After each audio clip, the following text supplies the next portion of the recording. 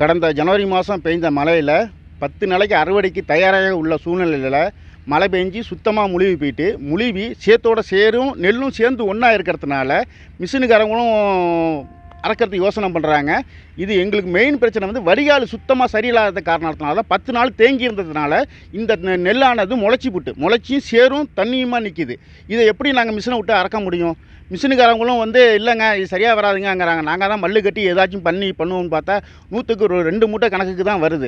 100க்கு 2 மூட்டை கணக்கு மிஷினுக்காரங்களுக்கு யார் காசு கொடுக்குறது? இல்லை நாங்கள் ஏற்கனவே கடன் நீ வாங்கியிருக்கிறோம், அவங்களுக்குலாம் யார் காசு கொடுக்குறது? ஒன்றுமே எங்களால் பண்ண முடியல. அவன் வயிற்றை எரிஞ்சிட்டு தான் நிற்கிறோம். இது வரைக்கும் எந்த அதிகாரியும் எங்களிடம் வந்து ஏன் இந்த மாதிரி ஆயிடுச்சு பார்த்தீங்களா போனீங்களா தண்ணியை வடிகட்டிங்களா அப்படின்னுல. நாங்கள் எங்கள் சட்டரசை வேறு அங்கே அடிக்கடி மூடிடுறாங்க இருக்கிறதுனால தண்ணி சுத்தமாகவே வடிய மாட்டேங்குது. அதனால் ரொம்ப எங்களுக்கு சிரமமாக இருக்குது. இந்த வருஷம் பொறுத்த வரைக்கும் எந்த உதவியும் கிடைக்க மாட்டேங்குது எங்களுக்கு. அதனால் இந்த வாட்டி ஏதாச்சும் பார்த்து கவர்மெண்ட் ஏதாச்சும் நல்லது பண்ணணும்னு கேட்டுக்கொள்கிறேன். டிசம்பர் மாதமும் ஜனவரி மாதமும் பெஞ்ச கடும் மழையில் அதிகமாக பாதிக்கப்பட்டது விவசாயிகள் தான். ஒரு நேரத்தில் நாங்கள் தண்ணி இல்லாமல் சாகுபடி பண்ணுறதுக்கு ரொம்ப சிரமமான நிலையில் இருந்தோம். இன்றைக்கி அதிகப்படியாக பெஞ்ச மழையினால் அறுவடைக்கு தயாராக இருந்த எல்லா நெற்பயிர்களும் குறிப்பாக சம்பா பயிர்கள் முழுகி போய் மண்ணோட மண்ணாக மக்கி போயிருக்கு. முளைப்பு திறன் வந்துடுச்சு. அதனால் இப்போ அறுவடை பண்ண முடியல.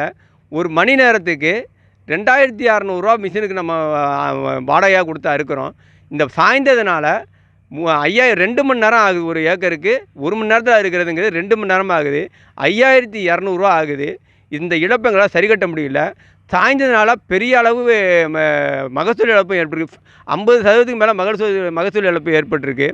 மாவட்ட நிர்வாகத்துக்கு இது வரைக்கும் கோரிக்கை வச்சோம், தகவல் கொடுத்தோம். ஏஏஓ இந்த மாதிரி அதிகாரிகள் வந்து பார்த்துட்டு போயிருக்காங்களே தவிர ஒரு கண்துடைப்பு தான் பார்த்த மாதிரி தெரியுது. உரிய நடவடிக்கை எடுத்தால் தெரியல. அதனால் சம்பந்தப்பட்ட அதிகாரிகள் உயர் அதிகாரிகள் வந்து ஆய்வு செஞ்சு உடனடியாக எங்களை மாதிரி விவசாயிகளுக்கு உரிய நிவாரணம் கொடுக்கணும்னு கேட்டுக்கொள்கிறேன்.